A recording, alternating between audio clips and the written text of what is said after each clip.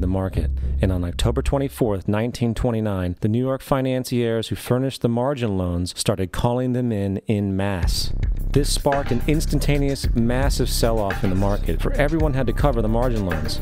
It then triggered mass bank runs for the same reason, in turn collapsing over 16,000 banks, enabling the conspiring international bankers to not only buy up rival banks at a discount, but to also buy up whole corporations at pennies on the dollar. It was the greatest robbery in American history. But that didn't stop there. Rather than expanding the money supply in order to recover from this economic collapse, the Fed actually contracted it, fueling one of the largest depressions in history. Once again outraged, Congressman Louis McFadden, a longtime opponent of the banking cartels, began bringing impeachment proceedings against the Federal Reserve Board, saying of the crash and depression, "It was a carefully contrived occurrence. International bankers sought to bring about a condition of despair so that they might emerge the rulers of us all." Not surprisingly, and after 2 previous assassination attempts, McFadden was poisoned at a banquet before he could push for the impeachment. Now, having reduced the society to squalor, the Federal Reserve bankers decided that the gold standard should be removed. In order to do this, they needed to acquire the remaining gold in the system. So, under the pretense of helping to end the Depression, came the 1933 gold seizure. Under the threat of imprisonment for 10 years, everyone in America was required to turn in all gold bullion to the Treasury, essentially robbing the public of what little wealth they had left. And at the end of 1933, the gold standard was abolished. If you look at a dollar bill from before 1933, it says it is redeemable in gold.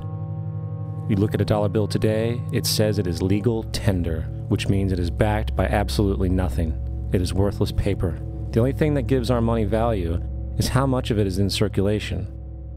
Therefore, the power to regulate the money supply is also the power to regulate its value, which is also the power to bring entire economies and societies to its knees.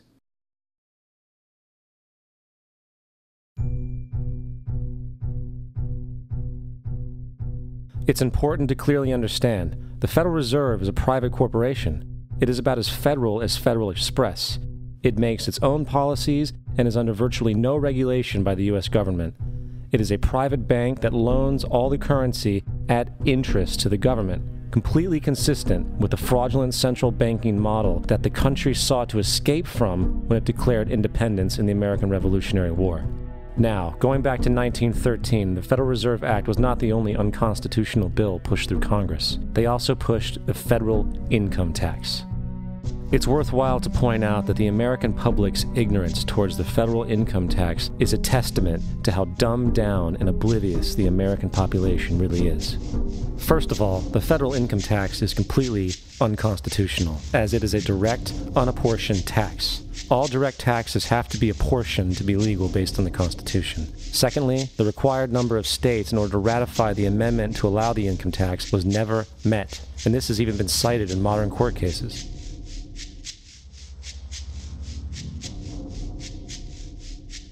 Third, at the present day, roughly 35% of the average worker's income is taken from them via this tax. That means you work 4 months out of the year to fulfill this tax obligation. And guess where that money goes? It goes to pay the interest on the currency being produced by the fraudulent Federal Reserve Bank, a system that does not have to exist at all. The money you make working 4 months out of the year goes almost literally into the pockets of the international bankers who own the private Federal Reserve Bank. And fourth, even with the fraudulent government claim as to the legality of the income tax, there is literally no statute, no law in existence that requires you to pay this tax, period. I really expected that, of course there's a law that you can point to in the law book, the code, that requires you to file a tax return. Of course there is. I was at that point where I couldn't find the statute that clearly made a person liable. At least not me and most people I know, and I had no choice in my mind except to resign. Based on the research that I did throughout the year 2000 and that I'm still doing, I have not found that law. I've asked Congress, we've asked a lot of people in the IRS commissioners, helpers. They can't answer, because if they answer, the American people are going to know that this whole thing is a fraud. I haven't filed an federal income tax return since I left. I have not filed a tax return since 1999. The income tax is nothing less than the enslavement of the entire country.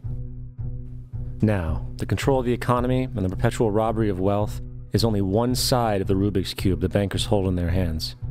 The next tool for profit and control is war. Since the inception of the Federal Reserve in 1913, a number of large and small wars have commenced. The three most pronounced were World War I, World War II, and Vietnam. World War I.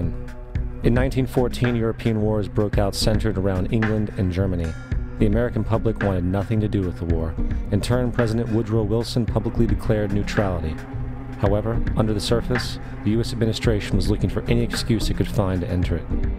In a noted observation by Secretary of State William Jennings, the large banking interests were deeply interested in the World War because of the wide opportunities for large profits.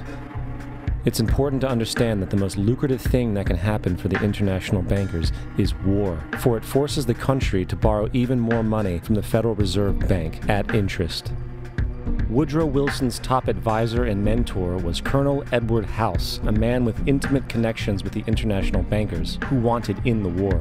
In a documented conversation between Colonel House, Wilson's advisor, and Sir Edward Grey, the Foreign Secretary of England, regarding how to get America into the war, Grey inquired, "What will Americans do if Germans sink an ocean liner with American passengers on board?"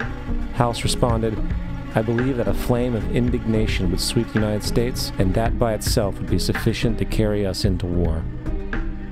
So, on May 7, 1915, on essentially the suggestion of Sir Edward Grey, a ship called the Lusitania was deliberately sent into German-controlled waters where German military vessels were known to be. And, as expected, German U-boats torpedoed the ship, exploding stored ammunition, killing 1,200 people. To further understand the deliberate nature of this setup, the German embassy actually put advertisements in the New York Times telling people that if they boarded the Lusitania, they did so at their own risk, as such a ship sailing from America to England through the war zone would be liable to destruction. In turn, and as anticipated, the sinking of the Lusitania caused a wave of anger among the American population, and America entered the war a short time after. The First World War caused 323,000 American deaths. J.D. Rockefeller made $200 million off of it.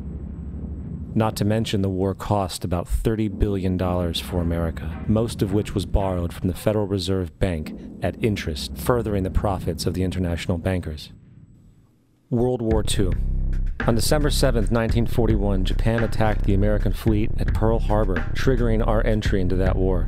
President Franklin D. Roosevelt declared the attack was a day that will live in infamy.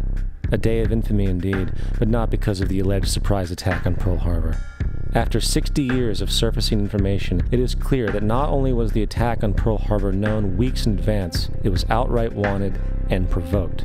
Roosevelt, whose family had been New York bankers since the 18th century, whose uncle Frederick was on the original Federal Reserve Board, was very sympathetic to the interests of the international bankers, and the interest was to enter the war, as we've seen, nothing is more profitable for international bankers than war. In a journal entry by Roosevelt's Secretary of War Henry Stimson, dated November 25, 1941, he documented a conversation he had with Roosevelt. The question was, how should we maneuver them into firing the first shot? It was desirable to make sure the Japanese be the ones to do this, so that there should remain no doubt as to who were the aggressors. In the months leading up to the attack on Pearl Harbor, Roosevelt had done almost everything in his power to anger the Japanese, showing a posture of aggression. He halted all of Japan's imports of American petroleum. He froze all the Japanese assets in the United States. He made public loans to nationalist China and supplied military aid to the British, both enemies of Japan in the war, which, by the way, is completely in violation of international war rules. And on December 4th, 3 days before the attack, Australian intelligence told Roosevelt about a Japanese task force moving towards Pearl Harbor. Roosevelt ignored it. So, as hoped and allowed, on December 7, 1941, Japan attacked Pearl Harbor, killing 2,400 soldiers. Before Pearl Harbor, 83% of the American public wanted nothing to do with the war. After Pearl Harbor, 1 million men volunteered for the war. It is important to note, Nazi Germany's war effort was largely supported by two organizations, one of which was called IG Farben. IG Farben produced 84% of Germany's explosives, and even the Zyklon B used in the concentration camps to kill millions. One of the unspoken partners of IG Farben was J.D. Rockefeller's Standard Oil Company.